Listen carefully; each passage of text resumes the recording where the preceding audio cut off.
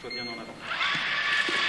Lève-toi et marche. Grâce à un exosquelette, Yvan, en fauteuil depuis 5 ans, a pu faire quelques pas ce matin à l'Institut universitaire de réadaptation Clémenceau de Strasbourg.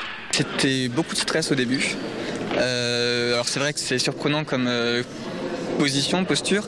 Après c'est vrai que c'est une machine du coup qui guide le mouvement, donc on se laisse un peu embarquer par l'appareillage au début, donc c'est un petit peu stressant de devoir trouver son point d'équilibre, de devoir réfléchir aussi au mouvement des béquilles en même temps que l'appareil.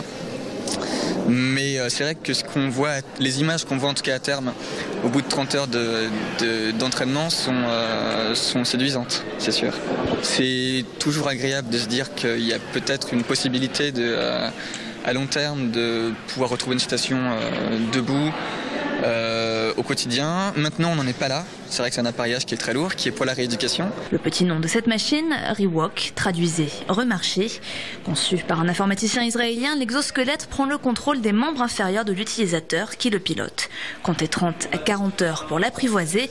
Au-delà de quelques pas, l'exosquelette aide surtout à améliorer la santé de l'utilisateur. C'est un outil de rééducation fonctionnelle. L'objectif, c'est d'améliorer la santé de l'utilisateur. C'est la première mission de l'exosquelette, c'est de remettre en position verticale un utilisateur pour recouvrer des capacités motrices. Et puis améliorer sa santé globalement, puisqu'on a un effet direct sur le transit, sur le respiratoire, le circulatoire.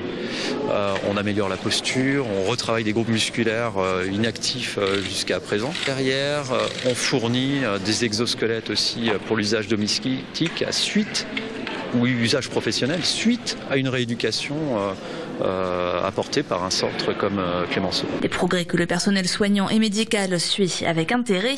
Des systèmes existent déjà, mais ici, l'utilisateur est actif.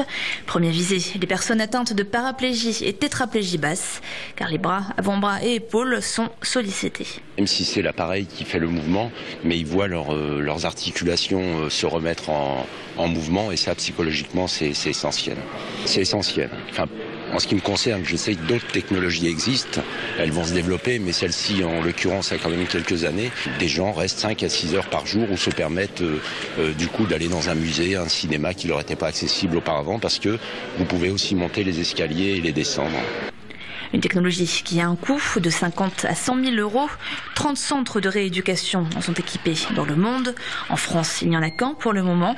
En Bretagne, et plus d'une dizaine de personnes y sont des rewalkers.